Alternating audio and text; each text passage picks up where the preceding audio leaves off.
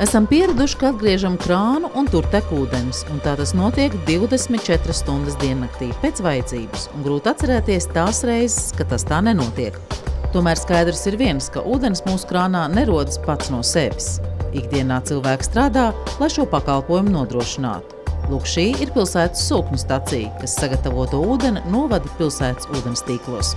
Tā ir liela saimniecība, liels darbs tiek ieguldīts, lai cilvēks atgriežoties mājās no darba, pie savas izlietnes, atgriež krānu un redz, ka tur tek tīrs, dzidrs un kvalitatīvs ūdens.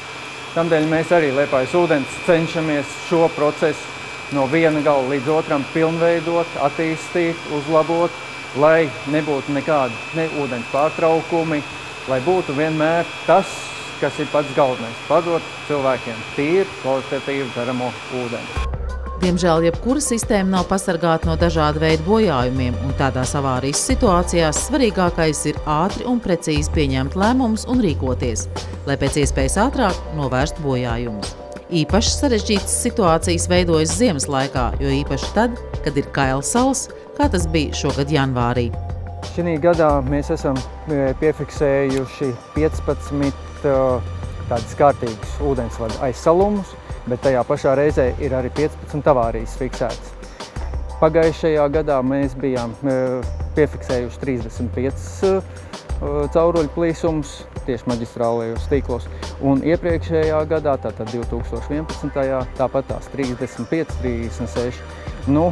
Tendence tomēr ir, kad samazinās šo cauruļu plīsums, un tas ir tikai tāpēc, kad ūdens saimniecības attīstības gan 1., 2., 3. kārtā ir ieguldīti jauni ūdensvadi, kas arī liecina par to, ka mēs varam jau būt droši par to, kad jaunās caurules kalpos un mēs varēsim iedzīvotājiem piegādāt dzeramo ūdeni bez pārtraukumiem.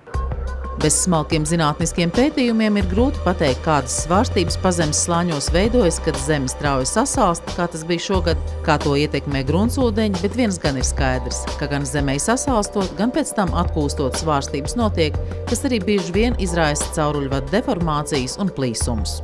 Te nevar norobežoties un pateikt, ka tikai saula iedarbībā šīs caurules plīs. Ir tomēr vairāk faktoru iedarbība, tātad es gribētu minēt. Pirmām kārtām tātad caurules izbūs gads, tad arī pat caurules materiāls. Vēl ir jāmin arī tomēr intensīvā transporta kustība, kas notiekās Liepājas ielās. Un tad arī tomēr neatkāpsimies no tā un minēsim, ka kailsals arī darīja savu, un šo faktoru summā bija šīs 15 avārijas šī gadā. Arī šogad Liepājas ūdens turpinās jaunu cauruļvadu izbūvu. Pavasarī vien plānots ieguldīt aptuveni 300 metrus. Arī šī gadā mēs Liepājas ūdens plānojam izbūvēt jaunas gan ūdensvadu, gan kanalizācijas tīklus. Pavasara periodā mēs ķersimies klāt Dzintarielā. Mēs arī darbu veiksim daļēji Miltielā, Grāvjielā, kā arī darbs norisināsies Karostā. Karostā mēs izbūvēsim ūdensvadu Imantsielā un Atmodas bulvārī. Uz doto momentu, kamēr vēl gaisa temperatūra ir zem, mēs veicam daudzdzīvokļu māju iekšējo tranzītvadu likvidāciju. Ir zināms tas, ka ir daudzās ēkās izbūvēti jaunie ūdensvadu un kanalizācijas ievadi, tātad pašas caurules. Un tad mēs, kamēr ir šitāds nepastāvīgs laiks, veicam iekšējo tīklu savienošanu ar jaunu izbūvētajiem vadiem. Un te gan gribas piebilst, ka labi vien ir, ka iedzīvotājiem nav jāaizdomājas, kā ūdens nonāk krānā, jo tas liecina vien par to, ka sistēma tiek uzturēta labā kārtībā.